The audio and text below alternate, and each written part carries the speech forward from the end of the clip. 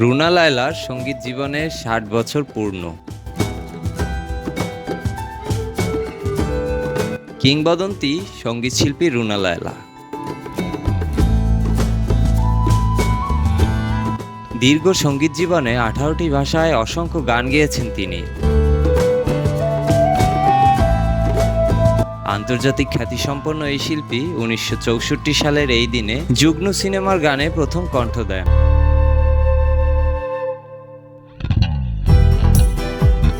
মাত্র ১২ বছর বয়সে তার গাওয়া গুড়িয়া সি মুন্নি, মেরি ভাইয়া কি পেয়ারি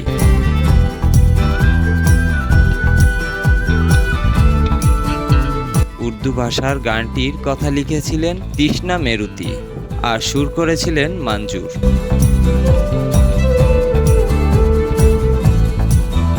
প্রথম গানের অনিন্দ কণ্ঠ আর অনবদ্য গায়কী দিয়ে মুগ্ধ করেন শ্রোতাদের।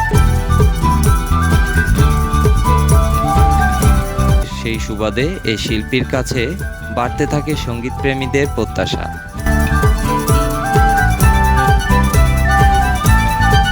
যে কারণে আর থেমে থাকার অবকাশ পাননি রুনা লায়লা। গানের ভুবনে শুরু হয় তার দুর্বার পথ চলা। গান রেকর্ডিংয়ের হিসাবে সঙ্গীত জীবনের ৬০ বছর পূর্ণ হলো এই গায়িকার।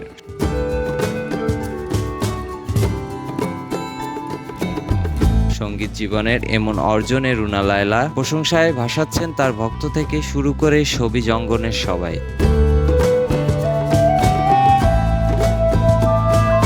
ভিডিও বার্তায় শুভেচ্ছা জানিয়েছেন গায়িকা, ভাই ও মেয়ে ও স্বজনরা।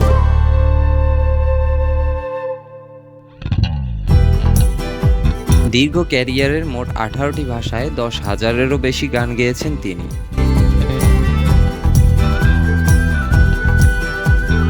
গায়কীর ৬০ বছর পূর্ণ উপলক্ষে রুনা লায়লা বলেন, আপনাদের দোয়া, আশীর্বাদ ও ভালোবাসা ও শ্রদ্ধা আজ আমাকে এ পর্যন্ত নিয়ে এসেছে। এই ভালোবাসা, আশীর্বাদ ও শ্রদ্ধা যেন চিরকাল আমার সাথে থাকে। রুনা লায়লার স্বামী ও বাংলা চলচ্চিত্রের খ্যাতিমান অভিনেতা আলমগীর বলেন, রুনা কাজের ব্যাপারে ভীষণ সিরিয়াস। ৬০ বছর টিকে থাকা, এরকম সিরিয়াস না হলে, এরকম প্র্যাকটিস না করলে কোনোদিন সম্ভব নয়।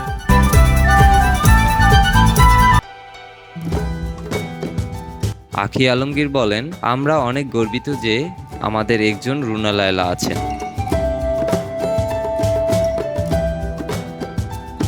ভিডিও বার্তায় শুভেচ্ছা জানিয়ে সোনু নিগম বলেন, আপনি এত ভালো কলাকার, আপনি এত সুন্দর, আপনার ব্যবহার এত ভালো, আপনার সাথে দেখা করার সৌভাগ্য হয়েছিল আমার। যখন থেকে আমার চোখ খুলেছে তখন থেকে আপনাকে শুনছি। আপনাকে অনেক শুভেচ্ছা। পৃথিবী আপনাকে ভালোবাসে, আমি আপনাকে ভালোবাসি। পাকিস্তানের অভিনেতা ইমরান আব্বাস শুভেচ্ছা জানিয়ে বলেছেন, আপনি বাকি জীবন গাইতে থাকুন, পৃথিবীকে সমৃদ্ধ করুন। পাকিস্তান থেকে ভালোবাসা জানাই। পাকিস্তানের বহু সিনেমায় প্লে ব্যাক করেছেন রুনা লায়লা।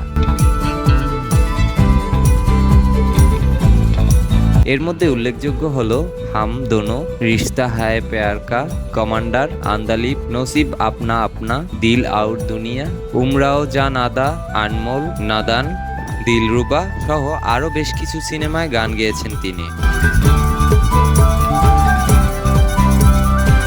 ১৯৭০ সালের ২৯শে মে মুক্তি পায় নজরুল ইসলাম পরিচালিত সিনেমা স্বরলিপি।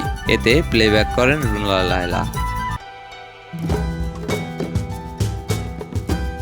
এটি তার প্রথম বাংলাদেশি সিনেমায় প্লেব্যাক করা। এ সিনেমায় ব্যবহৃত গানেরই খাতায় স্বরলিপি লিখে গানটি তুমুল জনপ্রিয়তা পায়। প্রথম প্লেব্যাক করেই ব্যাপক সাড়া ফেলেন। বাংলাদেশের সিনেমার গানেও তার কণ্ঠের কদর বেড়ে যায়। ১৯৭৪ সালে বাংলাদেশে এসে রুনা লায়লা একে একে জীবনসাথী, টাকার খেলা, কাজল রেখা, রং বেরং, জাদুরবাসী, সুন্দরী, দেবদাস, চাঁদনি, দোলনা,